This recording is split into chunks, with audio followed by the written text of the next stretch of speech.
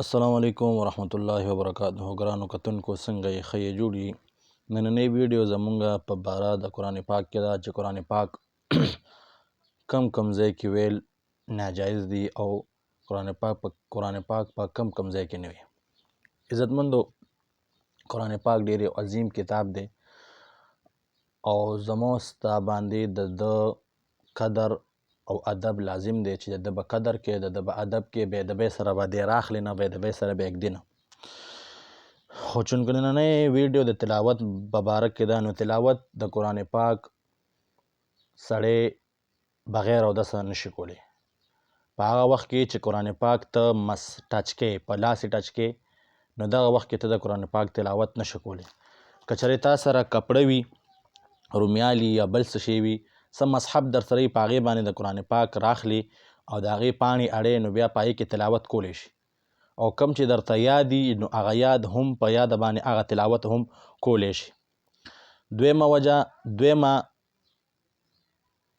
دویم نمبر کې دا چې تلاوت د قرآن پاک په باتروم کې واشروم کې هرګز نشي کولی. که چېرې یو سړي ته یاد تلاوت ورته یعنې څه صورت ورته یاد وي، نو دله پکار دي چې دی دغه وخت کې به تلاوت نه کوي. یا دغه وخت کې تا ته موبایل باندې رنګ راشي، نو موبایل باندې به ته سلام هم نه اچې، السلام علیکم ورحمت الله وبرکاته دا به ته نه اچې، ځکه دغه د پلیتۍ ځای دی. دالته به ته د الله نوم بیخي الې نه، بس چې څه ټایم کې راننوځي هغه کلمه به وې، او چې څه ټایم کې بار وځي دغه کلمه به وې. منځ کې دلته به نه خبرې کې بغیر ضرورته او نه به ته دا کلمات وې، نه به د اذان جواب ورکې. دویم نمبر کم کس چې غټ او د مطلب غسل په سړي باندې فرضي اورېدلی پې، نو دغه وخت کې دی هم تلاوت نشي کولی. که دته دا تلاوت یادي هم دی دا تلاوت نشي کولی.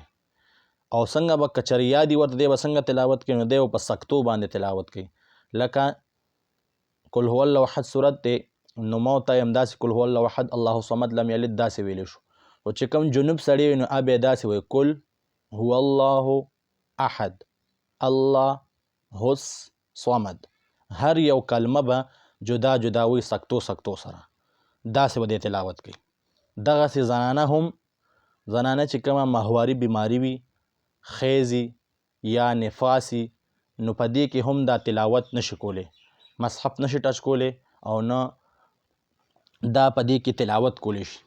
کمې معلماتې وي، عالمانې وي، سبقونه ښیي، یا همداسې عام ناظرۍ کړي او هغه خلکو ته سبقونه ښیي، نو د سبق دوران کې به ته چې دغه ټیم کې په تا باندې بیماري راشي، نو دغه ټیم کې به ته سبق نه ښې. که ښې نو په سکتو به ښې، ساګانې به پکې آلې الحمد لله رب العالمین، دغسې به ښې. او دغسې به خپل تلاوت هم چې تا ته یادي به کې. نور مصحف به ته نه ټچ کې، قرآن پاک په ټچ کې نه په خپلو لاسونو باندې، او نه به تلاوت کې. تا ته چې کوم یادي دغه یاد تلاوت به هم ته په سکتو باندې کې، هم د جنوب سړي دپاره هم د جنوب ښځې دپاره. خو سړي باندې خو بیماري چونکې راځي نه، نو په ښځه چې کومه بیماري راځي د خیز بیماري یا د نفاس بیماري، نو په دغه بیمارۍ کې هم دا زنانه تلاوت په سکتو کوي.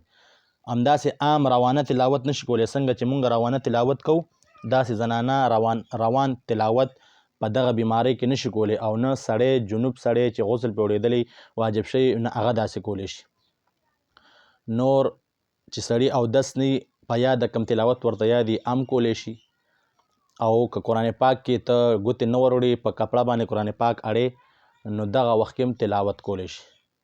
واخر دعوانا الحمد لله رب العالمین.